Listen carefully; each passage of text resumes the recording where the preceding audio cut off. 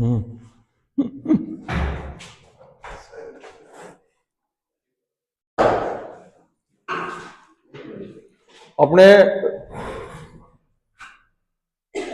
आज का विषय रहेगा आयुर्वेद परिचय एवं सिद्धांत।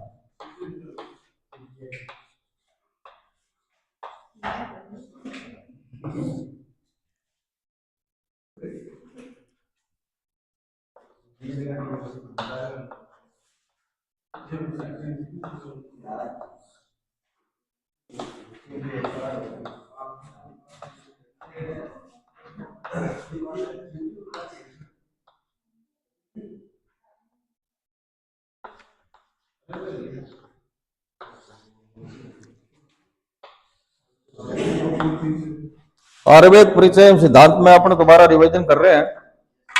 इसमें कोई चीज अगर समझ में नहीं आए तो पूछ लेना बीच में। आज का टॉपिक रहेगा त्रिमहागुण, पंचमहाभूत, त्रिदोष, त्रिमहागुण विवेचन। ठीक है। त्रिगुण क्या है? त्रिमहागुण, हाँ नहीं, सत्व रज तम। सत्व रज और तम, ये तीन महागुण है। ठीक है। ये मनुष्य शरीर में अव्यक्त रूप से रहते हैं, ये अपने को मालूम नहीं पड़ता है भी ये भी हमारे शरीर में है क्या। सत्व रज तम, तो ये परमाणु रूप में रहते हैं, इसका कोई विशेष अंग नहीं होता है, ये परमाणु रूप से रहते हैं। ठीक है। तो सत्व रज तम को तीन महागुण कहा गया है। ये तीनों द्रव्य प्रकृति के उपादान तत्व है। सृष्टि की उत्पत्ति क्रम में अव्यक्त से ही उत्पत्ति होती है। अव्यक्त, अव्यक्त क्या है कि कोई चीज व्यक्त नहीं हो, अव्यक्त। तो अपनी सृष्टि की उत्पत्ति जो होती है वो अव्यक्त से होती है। ठीक है। अव्यक्त के बाद में फिर आगे सृष्टि क्रम में आएगा ये। अव्यक्त में ही तीनों गुणों का समावस्था में रहता है। ठीक है। अव्यक्त है ना, इसमें साम्य अवस्था में रहता है। अव्यक्त का मतलब होता है कोई चीज व्यक्त नहीं है, उसके अंदर तीनों गुण है, वो परमाणु रूप से रहते हैं सृष्टि में। ठीक है। जब इनमें विषमता होती है, इसमें विषमता मतलब होता है कम ज्यादा होना, सत्व रज और तम में, तब सृष्टि का निर्माण होता है। सृष्टि आदि का कारण अव्यक्त को माना गया है। ठीक है। सत्व रज और तम के परमाणु समूह के रूप में रहते हैं। इनमें सत्व उत्तेजना का कारण है, रज स्थिति का आरंभ तथा ह्रासकारी होता है। इन तीनों महागुणों के साम्यावस्था के नष्ट होने से न्यूनति के कारण अव्यक्त से 8 प्रकार की प्रकृति का निर्माण होता है। ये अष्ट प्रकृतियां हैं: अव्यक्त, महान, अहंकार, अव्यक्त, महान, अहंकार,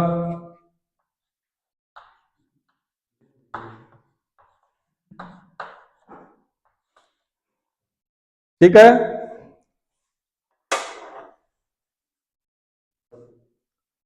तो अष्ट प्रकृतियां अव्यक्त, महान, अहंकार तथा पंच तन्मात्राएं।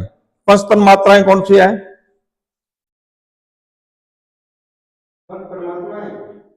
हाँ, तन्मात्राएं ये पढ़ाए गए थे आपको यार, बता रहे थे धड़ाधड़, आज भूल गए। पंच तन्मात्राएं हैं शब्द, स्पर्श, रूप, रसगंध। ठीक है। शब्द, स्पर्श, रूप, रसगंध, ये इसको हल्के मत लेना। ये चीजें क्या है कि ये सृष्टि की उत्पत्ति क्रम में काम आएगी है, क्वेश्चन भी आते हैं इसमें। ठीक है। कुछ आचार्य अष्टविध प्रकृति के अंतर्गत मन, बुद्धि, अहंकार तथा पंच महाभूत को मानते हैं। पंच महाभूत कौन से हैं? हाँ, आकाश, वायु, तेज, तेजल, पृथ्वी। हाँ। सत्व रज तम यद्यपि द्रव्य है, फिर भी इन्हें गुण कहा जाता है। ठीक है। क्योंकि ये तीनों रहस्य के समान आपस में मिलकर पुरुष के लिए बंधन का कार्य करते हैं। ये बंधन का कार्य करते हैं, अनुरूप में रहते हैं। ये गुणों में दो प्रकार के परिणाम होते हैं। प्रलय अवस्था में सभी गुण एक दूसरे से पृथक होकर, जब प्रलय होते हैं ना सृष्टि का, जब ये सब गुण अलग अलग हो जाते हैं, अपने में परिणित हो जाते हैं अलग अलग, इस अवस्था में इनसे किसी भी कार्य का संपादन नहीं किया जा सकता। सृष्टि की उत्पत्ति के पूर्व ये तीनों गुण साम्य अवस्था में रहते हैं। सृष्टि की उत्पत्ति से पहले ये सब साम्य अवस्था में रहते हैं। साम्य अवस्था मतलब समान अवस्था में। यही साम्य अवस्था सांख्य की प्रकृति है। सांख्य क्या है? ये एक दर्शन है, शास्त्र है। एक दूसरे प्रकार का परिणाम तब होता है जब गुणों में से एक प्रबल हो जाता है। जैसे सत्व रज तम है ना, उसमें से अगर एक कोई ज्यादा कम हो गया तो सृष्टि की उत्पत्ति होती है। ठीक है, ऐसा होने पर ही सृष्टि की उत्पत्ति होती है। गुण यह एक पारिभाषिक शब्द है।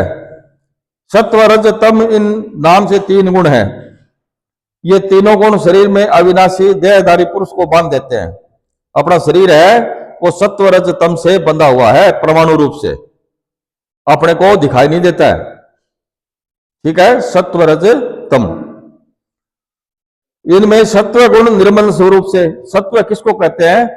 जो निर्मल हो, बिल्कुल सात्विक हो। अपन कहते हैं सात्विक, मतलब किसी प्रकार का विकार नहीं हो मन में, बिल्कुल सात्विक हो। रज, अब इसमें क्या है कि तीनों गुण शरीर में अविनाशी देह पर बांध देते हैं। इनमें सत्व गुण निर्मल स्वरूप होने से प्रकाशक रोग रहित है। इसमें कोई रोग नहीं होता है सात्विक आदमी के। जैसे पंडित लोग हैं, लहसुन नहीं खाते, प्याज नहीं खाते हैं, पूजा पाठ करते हैं और हैं, वो सात्विक होते हैं। ठीक है, उनके रोग कभी नहीं देखा। फिर भी सुख संग ज्ञान संग से आत्मा को बांध देते हैं, फिर भी वो बन जाते हैं। ठीक है, आत्मा सुख संबंध से रहित है, परंतु उसे वह सुखी या सा कर देता है। इसी प्रकार ज्ञान आदि का संग बंधन करने वाला होता है। अप्राप्त वस्तु की अभिलाषा ही तृष्णा है। कोई चीज अपने को अप्राप्त है, उसकी अपने चाहना होती है, उसका नाम तृष्णा है। तृष्णा संग से उत्पन्न रजोगुण रागात्मक है। रजोगुण क्या है? रागात्मक। रजोगुण का मतलब यह होता है कि राग, राग का मतलब होता है अपनी अभिलाषा। बोले बोले इसमें क्या राग है? हाँ हाँ, नहीं ऐसा नहीं होता इसमें, ये गुण है। ये सत्वा का मतलब होता है सात्विक, उसमें कोई विकार नहीं होता। हाँ, विकार नहीं होता है। राशिक के अंदर गुण होते हैं, वो लालसा है, ईर्ष्या, द्वेष, ये जो होती है ना, ये राशिक में होती है। और तामसिक में क्या है? आलसी होता है, वो पड़ा रहता है, पड़ा पड़ा सोचता रहता है, वो है तामसिक। क्या है? नहीं, वो एक अलग बात है यार, वो संयोग वंश की बात है। हाँ, अब तो आजकल तो सारे खाने लग गए। पहले दारू कौन पिया करता ब्राह्मण लोग, और अब तो दारू पीने लग गया। ये अपवाद स्वरूप है। ठीक है, हाँ हाँ, अभी कौन खा कही तो यह शरीर को कर्म शक्ति से बांधता है। समस्त देहधारियों को मोहित करने वाला, अर्थात उनके अंतःकरण में मोह अविवेक को उत्पन्न करने वाला तमोगुण अज्ञान से उत्पन्न होता है। अब मोह किससे होता है? तमोगुण से। ये तो समझते हैं अपने में ईर्ष्या, द्वेष, सात्विक, तो ये गुण वही हैं, सत्व, रज और तम। हाँ, रजोगुण हो मतलब लालसा रहेगी, इच्छा रहेगी कोई चीज की। ठीक है, वो दुखी रहे वो, हाँ, उसमें तमोगुण ज्यादा रहेगा। हाँ, तमोगुण जीवों को प्रमाद, प्रमाद का मतलब होता है आलस्य, आलस्य, हाँ, निंद्रा मानता है। जो आलस्य आदमी हो नहीं, वो तामसिक आदमी हो। हाँ, वो पड़े रहे बस लोग। इसका तात्पर्य यह है कि सत्व गुण सुख में, और रजोगुण कर्मों में, और तमोगुण सत्वजनित ज्ञान को अपने आवरण से आच्छादित कर प्रमाद में नियुक्त करता है। ठीक है, हाँ। इसमें सत्व गुण है प्रकाशक तथा सुखात्मक होता है। ये रजोगुण है दुखात्मक और प्रवर्तक होता है, और तमोगुण है नियामक है, वो मोहात्मक होता है, मोह पैदा करता है वो। इनमें प्रत्येक गुण दूसरे दो गुणों को दबाकर अपना कार्य करते हैं, इसलिए परस्पर अभिनव वृत्ति वाले होते हैं, अर्थात गुण अपने कार्य के लिए दो गुणों का आश्रय लेकर कार्य करते हैं। अतः अन्य अन्य श्रेय वृत्ति है। ये तीनों गुण संसार के सभी कार्यों के जनक हैं, सभी कार्यों के जनक हैं ये तीनों गुण सत्व रज तम। स्त्री पुरुष के समान आपस में मिलकर कार्य करने वाले हैं। जैसे स्त्री पुरुष आपस में मिलते हैं तभी तो आगे सृष्टि के उत्पाद होता है, उसी हिसाब से सत्व रज तम गुण है, ये आपस में मिलते हैं तभी कार्य होता है। इसलिए इन्हें अन्य अन्य मिथुन वृत्ति कहा गया है। संसार की प्रत्येक वस्तु त्रिगुणात्मक है। संसार की जो सभी चीजें है वो त्रिगुणात्मक है, सत्व रजतम। त्रिगुणात्मक मतलब सत्व रजतम। इनमें सत्व गुण लघु प्रकाशक, रजोगुण उपभष्टक प्रवर्तक और चंचल, तथा तमोगुण है गुरु और आवरक। ये गुरु और लघु ये क्या है? ये मतलब क्या है? हाँ, सत्व गुण लघु है, हल्का है, रजोगुण उससे भारी है, और तमोगुण है सबसे भारी है। ठीक है, ये साथ साथ में थोड़ा सा ये आप इसको थोड़ा ध्यान में रखना। ये तीनों एक दूसरे के विरोधी है, जैसे तेल, बत्ती और अग्नि। अब इसमें समझाया गया है कि तेल, बत्ती और अग्नि परस्पर विरुद्ध होते हुए भी, हाँ, परस्पर विरुद्ध होते हुए भी अंधकार को नष्ट करते हैं। एक दिए के अंदर बत्ती है, तेल है और जली हुई है, तीनों समान है और प्रकाश पैदा करती है। उसी हिसाब से सत्व, रज और तम तीनों मिलकर के प्रकाश पैदा करते हैं, यानी सृष्टि की उत्पत्ति करते हैं। हाँ,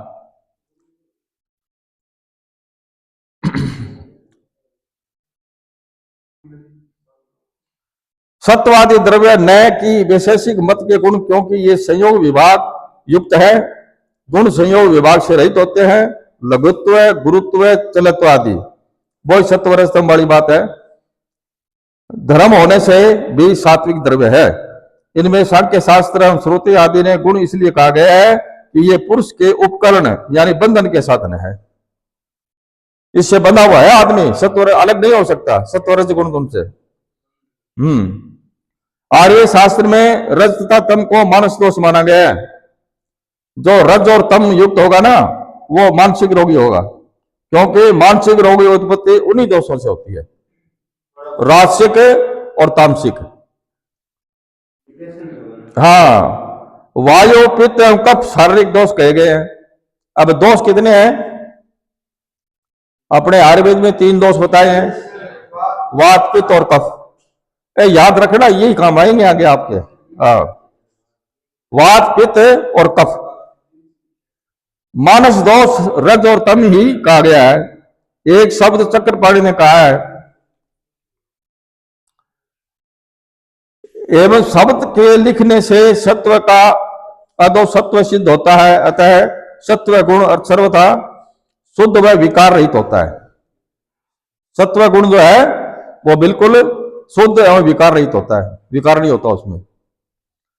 रज व तम के कारण मन सभी भूतों से बंधा है। ये देखो 2 चीज है, सत्व तो निर्विकार हो गया, और रज और तम है ना, इनके द्वारा मन सभी भूतों से बंधा है। भूत का मतलब होता है पंच महाभूतों से बंधा हुआ है। भूत का नाम प्राणी का भी है, जल का भी है, तो इसलिए हाँ ये भूत है, पंच महाभूत है ये, आकाश, वायु, तेज, जल, पृथ्वी। तत्व ज्ञान के बिना मन सभी दोषों से युक्त होता है। गति अर्थात देहांतर गमन, प्रवृत्ति अर्थात धर्माधर्म क्रिया में प्रवृत्ति का कारण दोष युक्त मन तथा बलवान कर्म ही है। तात्पर्य यह है कि संसार में गमनागमन का कारण दोष युक्त मन का ही होता है। आचार्य चरक के अनुसार रज और तम का परस्पर अनुबंध निश्चित है।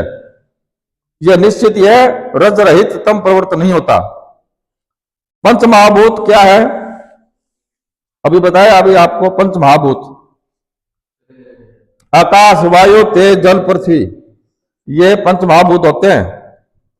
पंच महाभूत है, ये अपने को सब दिखाई देता है। आकाश, वायु, तेज, तेज का मतलब सूर्य है, हाँ, तेज, और फिर आकाश वायु तेज जल और पृथ्वी, इस इनको पंच महाभूत कहते हैं।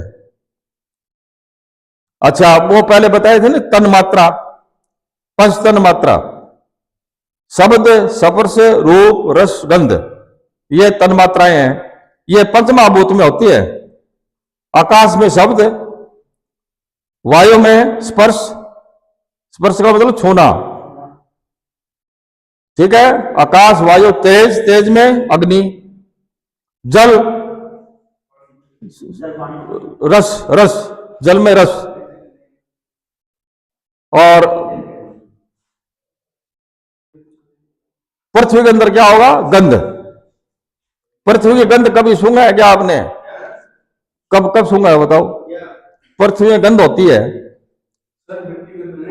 हाँ, नहीं नहीं, जब बारिश होती है, हाँ, उसके अंदर मिट्टी की स्वर्म आती है, तो ये पल, हाँ, या अपने कुल पानी के अंदर मट्टी के अंदर अपन पानी डालेंगे तो उसकी गंध आएगी, हाँ, हाँ, तो ये शब्द स्पर्श रूप रस गंध है ना, ये पंच महाभूतों का तन मात्राएं है, पंच महाभूत की तन मात्राएं हैं ये। तो निरुक्ति व निष्पत्ति क्या है? भू सत्तायाम, धातु में प्रत्यय लगाने पर भूत शब्द की उत्पत्ति होती है। भूत शब्द का अर्थ है कि जिसकी सत्ता हो। भूत किसको कहते हैं? जिसकी सत्ता हो। अब आकाश की सत्ता है, वायु की सत्ता है, तेज की सत्ता है, जल की सत्ता है। सत्ता मतलब शक्ति, हाँ, साधारण रूप में अपन शक्ति को बोलते हैं सत्ता। तो भूत धातु से ये लगने के बाद में शब्द की निष्पत्ति होती है। भूत शब्द का अर्थ है जिसकी सत्ता हो, यानी उसमें शक्ति हो, जो विद्यमान हो, धरती में मौजूद हो, जो अस्तित्व में हो, वो हमारे अस्तित्व में भी, इसके बगैर अपन रह नहीं सकते। आचार्य चरक ने भूतों को सुसूक्ष्म तथा इंद्रियातीत कहा है। ये भूत किसी के कार्य भी नहीं होते, अर्थात किसी से उत्पन्न भी नहीं होते। ये किसी से उत्पन्न नहीं होते हैं, बल्कि महाभूतों के उपादान कारण होते हैं। इन्हीं महाभूतों से महाभूत उत्पन्न होते हैं, ठीक है।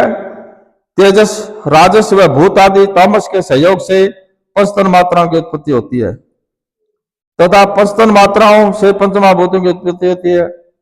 ये बताई दिया आपको भाई पंचतन मात्रा क्या है, और पंचतन मात्राओं से पंच महाभूत की उत्पत्ति होती है। पंचतन मात्रा कौन सी है तो बता? पंचतन मात्रा क्या है? अभी बताए गए थे, शब्द स्पर्श रूप रस गंध, ये पंच महाभूत में रहते हैं। आकाश वायु तेज जल पृथ्वी, ठीक है। पंच महाभूतों के कार्य द्रव्य कहते हैं, किंतु पंच महाभूत किसी से उत्पन्न नहीं होते, अतः ये नित्य होते हैं। पंचभूत से पंच महाभूत की उत्पत्ति होती है तथा वे नित्य होते हैं।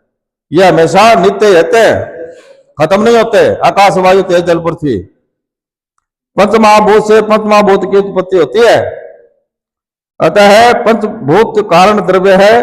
भूत में जब मैं तत्व स्थूल तत्व आ जाता है तब इसे ही महाभूत कहते हैं। संसार के सभी द्रव्य पंचभौतिक है।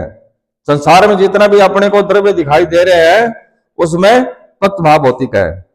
पंच महाभौतिक का मतलब है जैसे मिट्टी है वो तो पृथ्वी है ही, कोई गिल्ली चीज हो वो जल है, वायु जल, आकाश वायु जल, जिसके अंदर खोखलापन है, जैसे गिलास है खाली है तो उसके अंदर जो खालीपन है वो आकाश है। तो आकाश वायु, वायु हवा है ही, उसके बगैर रह नहीं सकते अपन। आकाश वायु तेज जल और पृथ्वी, ये सब चीजों के अंदर है, सब द्रव्यों में है, कोई भी अछूता नहीं है इससे, ठीक है। आकाश वायु अग्नि, अग्नि कह दो तेज कह दो एक ही बात है। जल और पृथ्वी ये पंच महाभूत हैं। इनके कर्म से स्वाभाविक गुण देखो ये आगे आगे ना, इसके गुण क्या है? शब्द, स्पर्श, रूप और रस और गंध। पंच महाभूत के कितने गुण है? 5। पंच महाभूत आकाश, वायु, तेज, जल, पृथ्वी, इनके 5 ही गुण है। क्या? शब्द, स्पर्श, रूप, रस, गंध, ये इसके अंदर रहते हैं। महाभूतों के गुणों का भूतांतर प्रवेश। यद्यपि पंच महाभूतों के अपने अपने गुण हैं, परंतु आकाश महाभूत में शब्द केवल एक गुण पाया जाता है। आकाश में शब्द गुण है वो एक पाया जाता है। ठीक है। पिछले पिछले सभी भूतों में अपने से पूर्व पूर्व भूत के गुणों के प्रवेश से गुण की वृद्धि होती है। गुणी अर्थात भूत में क्रम से पूर्व में रहने वाले भूत का तथा उनके गुणों का प्रवेश माना गया है। सृष्टि के आदि में आकाश स्वयं सिद्ध रहता है। सृष्टि के आदि में, सृष्टि से पहले आकाश ही रहता है। आकाश का मतलब है खाली जगह, खालीपन, उसका नाम है आकाश। जिस प्रकार आकाश को नित्य माना गया है, उसी प्रकार शब्द भी नित्य है तथा आकाश का गुण होता है। जिस समय केवल आकाश वर्तमान रहता है, उस समय केवल उसमें एक शब्द गुण ही पाया जाता है। उसके बाद जब आकाश वायु, आकाश से वायु की उत्पत्ति होती है, ठीक है, आकाश के बाद में वायु की उत्पत्ति होती है, तो उस वायु में अपना गुण स्पर्श तथा अपने से पूर्ववर्ती आकाश का गुण शब्द ही रहता है। इस प्रकार वायु में शब्द स्पर्श से गुण होते हैं। जब वायु अग्नि, वायु से अग्नि उत्पन्न होती है, तो अग्नि का अपना गुण रूप तथा पूर्ववर्ती आकाश वायु का गुण शब्द स्पर्श, ये दोनों अग्नि में रहते हैं। इस प्रकार अग्नि में शब्द स्पर्श रूप गुण रहते हैं। अग्निराप अग्नि को जल की उत्पत्ति होती है, जल में शब्द स्पर्श रूप रस गुण रहते हैं। अद्रव्य, जल से पृथ्वी की उत्पत्ति होती है और पृथ्वी में शब्द स्पर्श रूप रसगंध गुण रहते हैं। मतलब आकाश से क्या पैदा हुआ? वायु, वायु के बाद तेज अग्नि, तेज के बाद में जल, जल के बाद में पृथ्वी। आकाश, वायु, तेज, जल, पृथ्वी, ये क्रमवाइज पैदा होते हैं और इसमें पहले पहले के गुण मिलते रहते हैं। जैसे आकाश के बाद में वायु हुआ ना, नहीं तेज, आकाश, वायु, वायु आकाश का और वायु का सम्मिश्रण हो गया, फिर तेज में तीनों का हो गया, आकाश, वायु, अग्नि। आकाश, वायु, तेज, अग्नि कह दो, तेज कह दो, एक ही बात है। आकाश, वायु, तेज, ये एक एक क्रम में चलेगा, सब मिलते रहेंगे। पृथ्वी के अंदर सभी गुण है। हाँ, ये मतलब पृथ्वी जो लास्ट के है ना, उसके अंदर है आकाश, वायु, तेज, जल, चारों चीज है और पृथ्वी का अपना गुण है। पांचों गुण सब आ गए पृथ्वी के अंदर।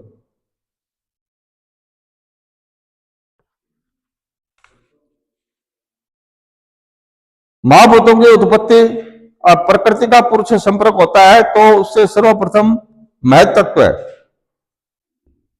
महत तत्व क्या है? ये शब्द संस्कृत के हैं, थोड़े से ये ध्यान से सुनो, थोड़ा दिमाग में बिठाओ इनको।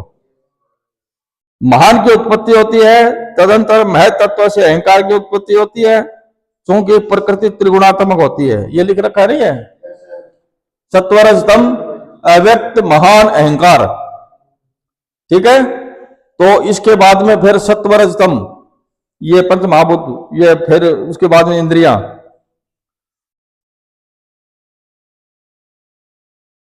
उससे उत्पन्न हुए महत तत्व तथा अहंकार भी त्रिगुणात्मक होते हैं। वैकारिक तेजस भूतादि, तेजस अहंकार की सहायता से भूतादि अहंकार द्वारा पंच तन मात्राएं उत्पन्न होती है।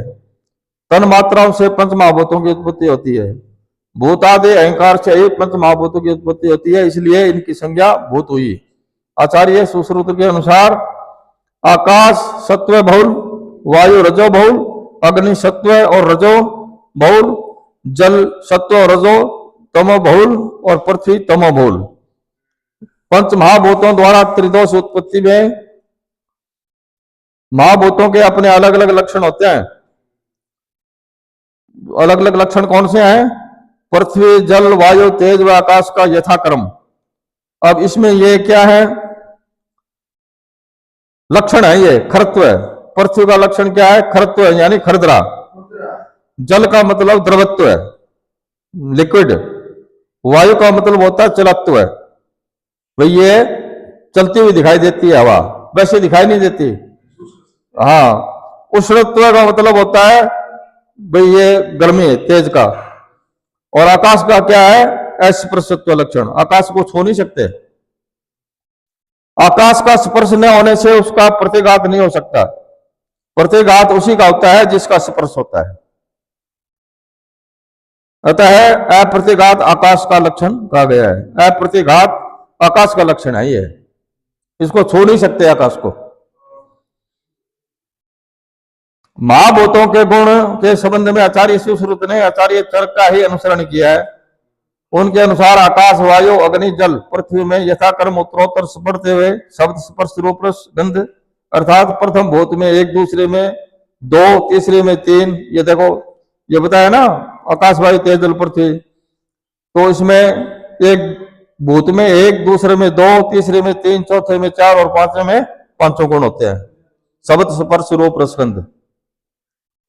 अन्य संयोग, अन्यत्र अनुपार, परस्पर अनुप्रवेश, अर्थात एकांकी भाव से सब में सब का सानिध्य, उत्कर्षाकर्ष है, उत्कर्ष वृद्धि तथा अपकर्ष ह्रास है। जैसे आकाशाधिक द्रव्य में शब्द अधिक होता है, वातादि में द्रव्य स्पर्श होता है, अधिक होता है। इस प्रकार शेष भूतों में भी शेष गुण है तथा जिसमें जो अधिक होता है उसी का नाम उसका ग्रहण किया जाता है। अब आकाश में नीचे सारणी दी है, इसमें देखो आप, आकाश का क्या है गुण? शब्द। और वायु का क्या गुण है? स्पर्श और शब्द, दो मिल गए ना। और अग्नि में शब्द, रूप, शब्द और स्पर्श, ये तीन मिल गए। जल में रस, शब्द, स्पर्श, रूप। और पृथ्वी में गंध, शब्द, स्पर्श, रूप, रस, ये पांचों मिल गए। मतलब ये उत्तरोत्तर इनकी उत्पत्ति होती है सृष्टि में। सबसे पहले आकाश, फिर वायु, फिर अग्नि, फिर जल, फिर पृथ्वी। इस तरह से उत्पत्ति होती है इनकी। अपने सृष्टि की उत्पत्ति क्रम पढ़ रहे हैं, ये ध्यान रखना। तो इसमें सबसे पहले आकाश, वायु, तेज, जल और पृथ्वी, ये पांचों चीज उत्तरोत्तर पैदा होती है, एक के बाद एक। और फिर इनके गुण मिलते रहते हैं। जैसे आकाश एक पहला गुण होता है इसमें शब्द, फिर वायु, वायु के अंदर दो मिल गए, स्पर्श और शब्द। और तेज में तीन मिल गए, अग्नि, स्पर्श और शब्द। ठीक है, ये सारणी दी हुई है इसमें, ये थोड़ा सा आप डिटेल में पढ़ लेना। द्रव्यों के गुण क्या है? अब पार्थिव द्रव्य क्या चीज है? ये गुरु होता है, कठिन होता है, विशुद्ध होता है, मंद होता है, सांद्र होता है, स्थूल होता है, स्थिर होता है तथा गंध गुण बहुल होता है।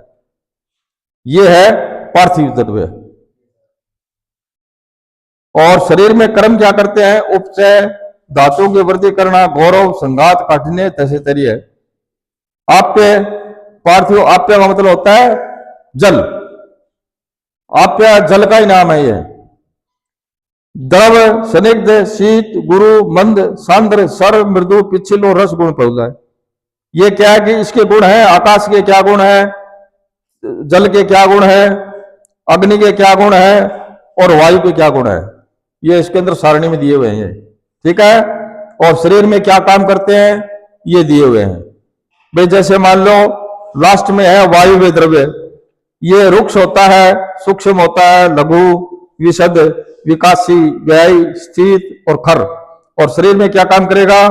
रुक्ष लाएगा। अगर शरीर में वायु ज्यादा बढ़ जाएगी तो शरीर रुक्ष हो जाएगा। लघुता, विशदता, गलानी एवं विचारक। ठीक है।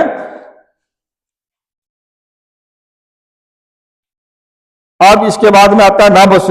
नाभस किसको कहते हैं? आकाश को। आकाश को नाभस कहा गया है। नभ कहते हैं ना, कई बार इसके प्रायवाची शब्द होता है नभ। नभ से नाभिक है, यानी नाभस। तो इसके क्या गुण है? स्पर्श गुण बहुल है, मृदु, सूक्ष्म, लघु, विशद, सुलक्षण, व्यवहारी, शीत, खर और तथा शब्द, ये गुण बहुल है। और शरीर में क्या काम करेगा? मृदुता लाएगा, सौशीर्य यानी सुशीलता, खोखलापन, तथा लघुता, हल्का करेगा। भाई एक बॉल के अंदर हवा भर देंगे तो वो हल्की हो जाएगी। हाँ, हवा भरने के बाद भी तो हल्की होगी ना, वो भारी थोड़ी हो जाएगी। क्या भारी होती है?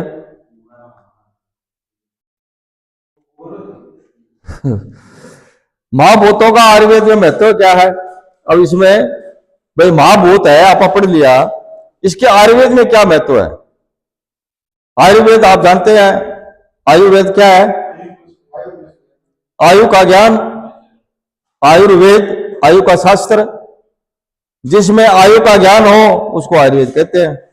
तो ये पंच महाभूत पढ़े हैं अपन ने, ये पंच महाभूतों का क्या रोल है ये बताया गया है कि महाभूतों का सृष्टि की उत्पत्ति, जीवन तथा विभिन्न क्रियाकलापों में विशेष महत्व है।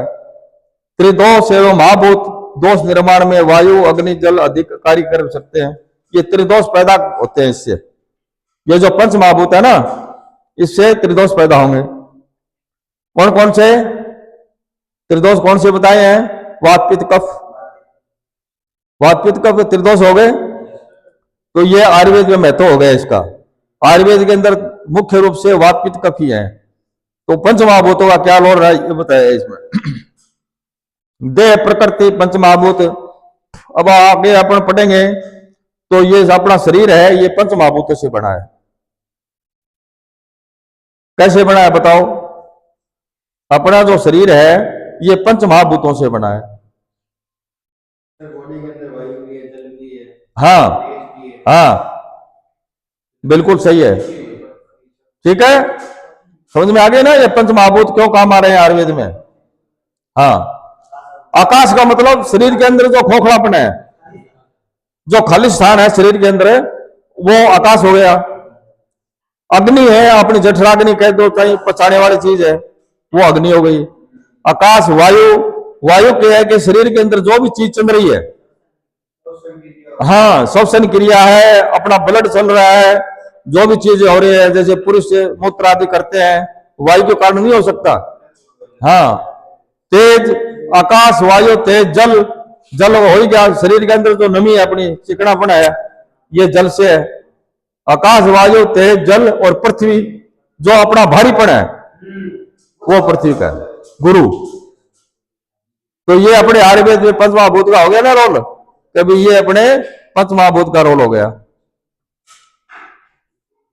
देह प्रकृति पंच महाभूत आत्मा सुश्रुत ने मनुष्य को देह प्रकृति पृथ्वी जल वायु तेज जल आकाश की पांच महाभूतों के आधार पर 5 प्रकार की गई गई है, जिससे अब आगे ये लिखा है गर्भ विकास तथा पंच महाभूत। अब गर्भ विकास में शरीर के परमाणुओं का विभाग, पाक, कलेज, संघात, विवर्धन आदि क्रियाएं क्रमशः वायु तेज जल पृथ्वी आकाश पर आधारित है। भी गर्भ की उत्पत्ति होती है ना, उसके अंदर भी